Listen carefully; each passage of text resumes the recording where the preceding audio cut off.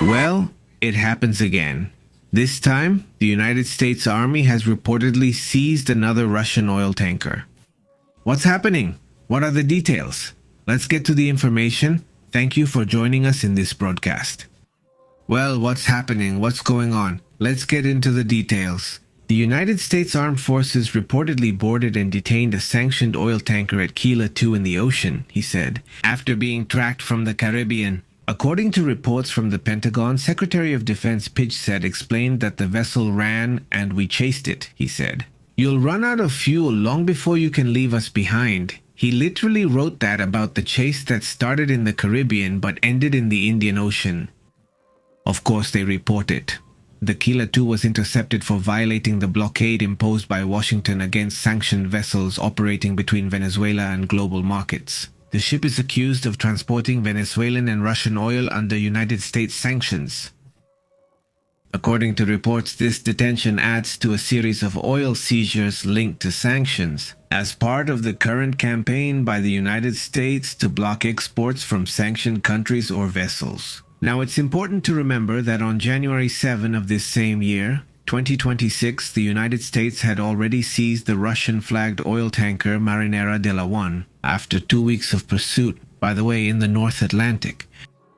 Moscow described the seizure as a serious violation of international law and demanded respect for maritime regulations after the capture of Marinera. Also, if we look at the map, let's go to this area of the planet. What started as a chase that began in the Caribbean had many twists. This ship was being tracked for a while and was found beyond Africa in this region of the world, in the Indian Ocean. At some point in this region between Asia and Africa, this ship was reportedly found. The invitation for today at 4:30 in this square, Plaza Republica, where civil society, political parties, and the people of Zulia will gather to demand that our leader, Juan Pablo Guanipa, be returned safe and free. What's happening? Well, in Venezuela, after releasing Juan Pablo Guanipa, they've detained him again. Yesterday, at night, as we told you live, the regime detained him and confirmed that he was arrested. The Chavista regime reportedly revoked the release of Juan Pablo Guanipa. They claimed this was due to an alleged violation of the agreed precautionary measures. What they had told him was not to talk to the media, not to go out and talk to anyone. Basically, and well, obviously they keep trying to repress, even though the person should have all his rights, all his freedoms, obviously. The Venezuelan regime's prosecutor's office reported early this morning that the arrest of the opposition leader, Juan Pablo Guanipa, was requested because they consider that he violated the conditions of his release from prison. According to that statement, the agency asked the courts to review the precautionary measure granted and requested to move to a house arrest regime, but he is not detained at his home. It is not known where he is, at least for now. Pablo just got out yesterday. We talked, it was very emotional for both of us. And throughout the day, he was in touch with his children. And last night, as soon as we had the information with Ramon, and indeed, this shows that it's a criminal regime. That's its essence, and that's what we need to understand. Maria Corina Bueno, she appears in different media and social networks, and well, she has obviously criticized what she called a regime of terror.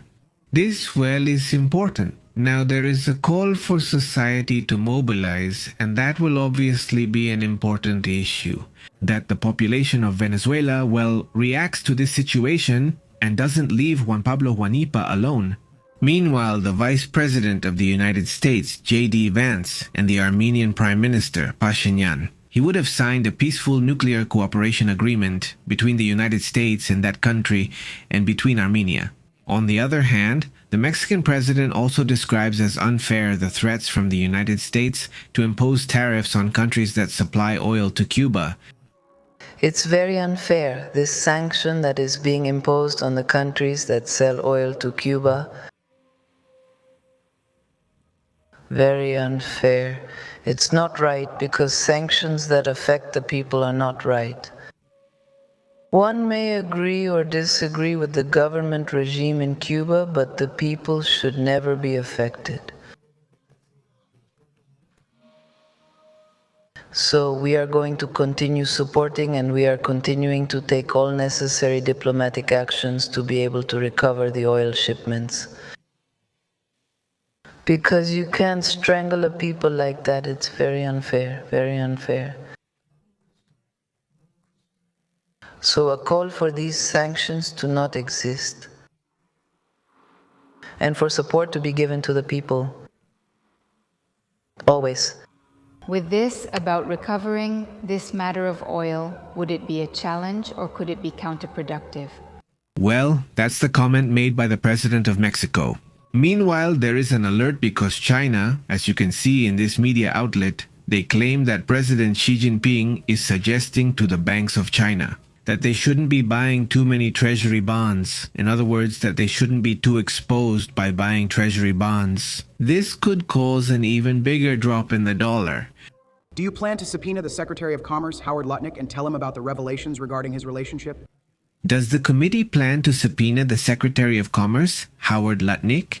This is after the revelations about his relationship with the Einstein case.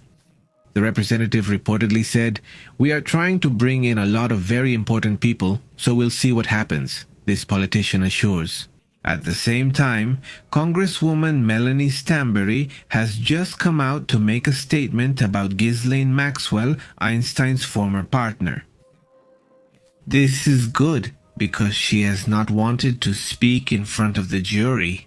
A political strategy was used to invoke the Fifth Amendment so that Maxwell would not make any comments about it, says the Democratic Congresswoman. We know that there are more than 36 associates, family members, and individuals directly connected to Donald Trump with the files. Einstein, who would be involved in a scandalous cover-up, assures the Congresswoman, and well, that's part of what's happening on this issue.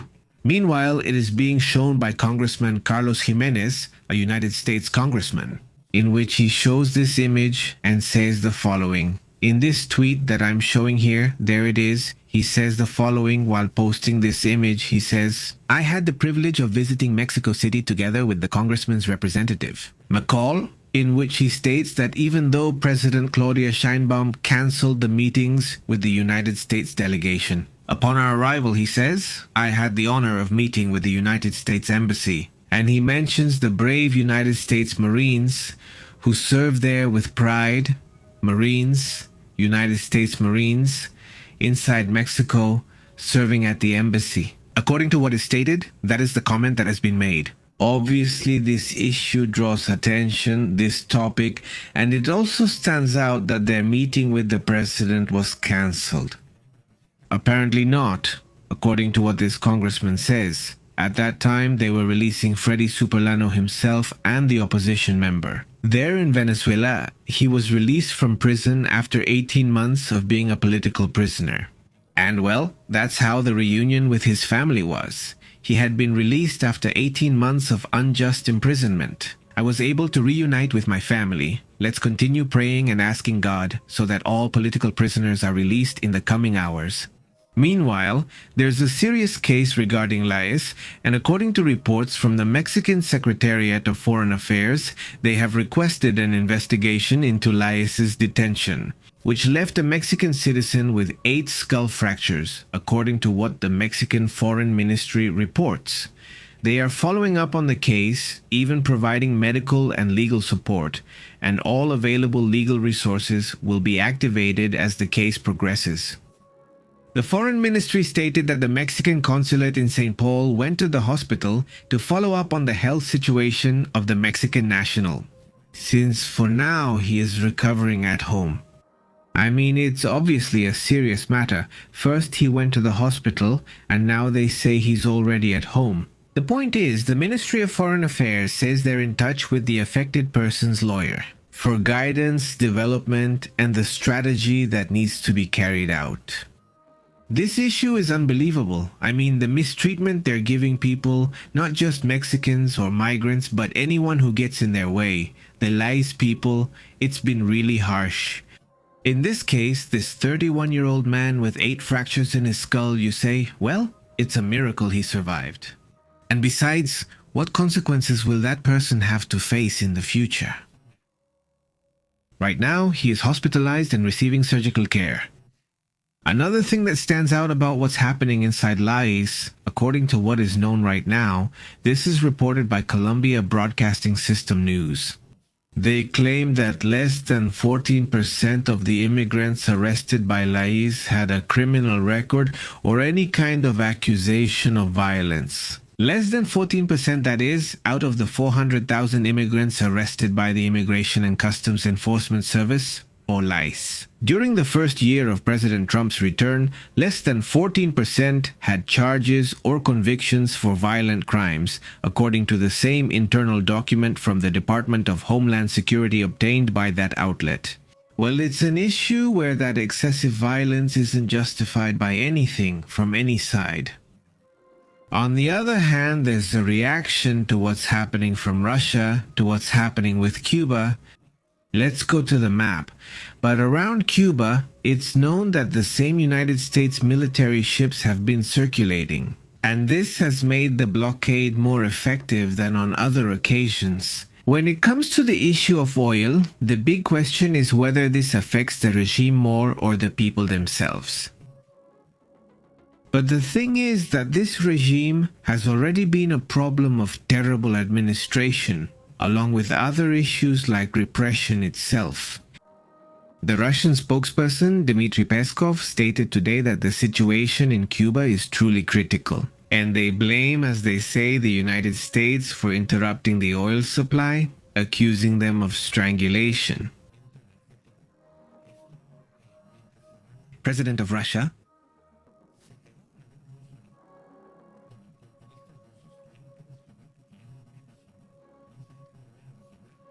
Dmitry Peskov, president of Russia, declared today that the situation is critical and criticized the United States for interrupting the oil supply. President Peskov stated today that the situation is critical and that the United States interrupted the oil supply.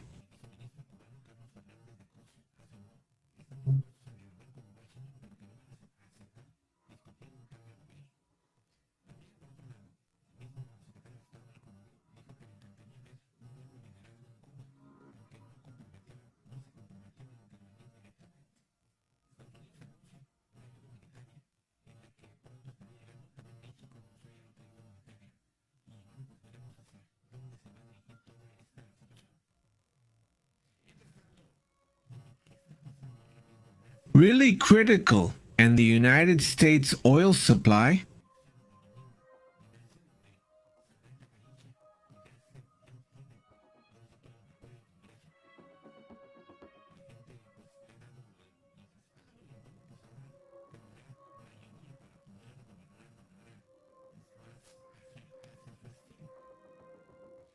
From Russia, Dmitry declared today that the situation is critical towards the United States.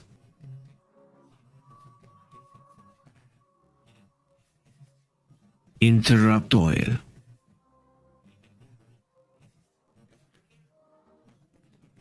President Dmitry Peskov declared today that the situation is to interrupt the supply and access to updated information. They don't even give them that.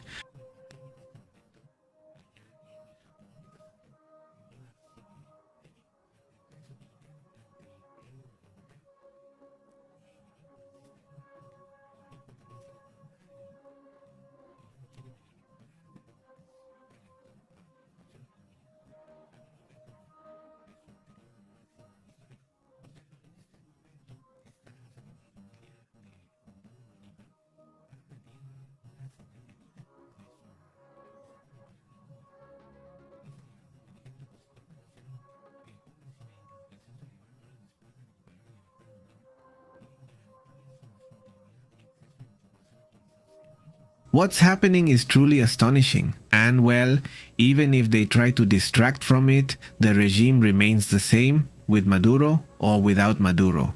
President Dmitry Peskov declared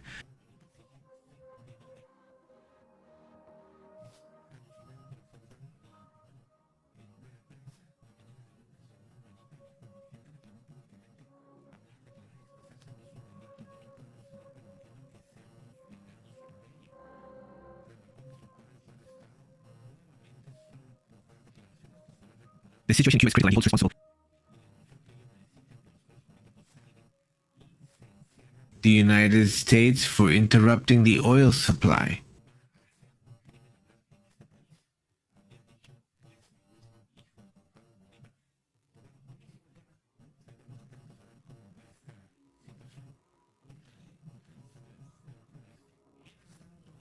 Dmitry Peskov from Russia declared that the situation is critical due to the interruption of the oil supply.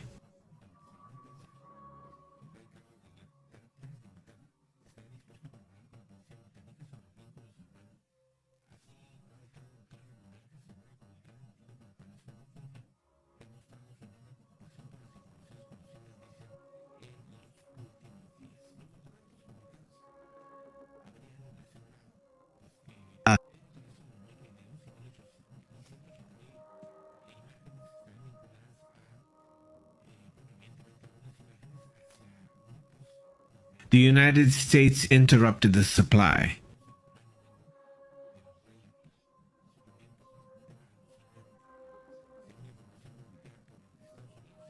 From Dmitry Peskov in the United States for interrupting the oil supply.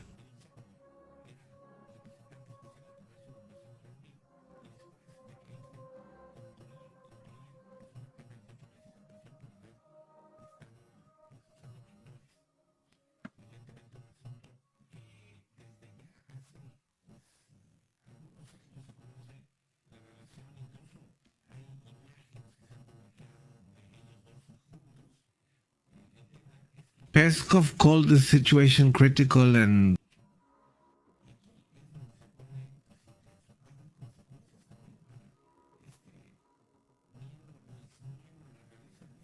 to interrupt the oil supply.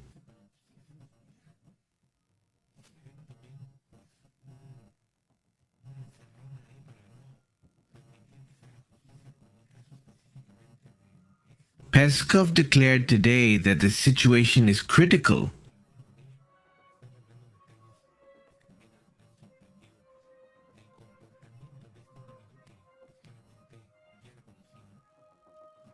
To interrupt oil. Dmitry Peskov in criticism and united for interrupting the oil supply.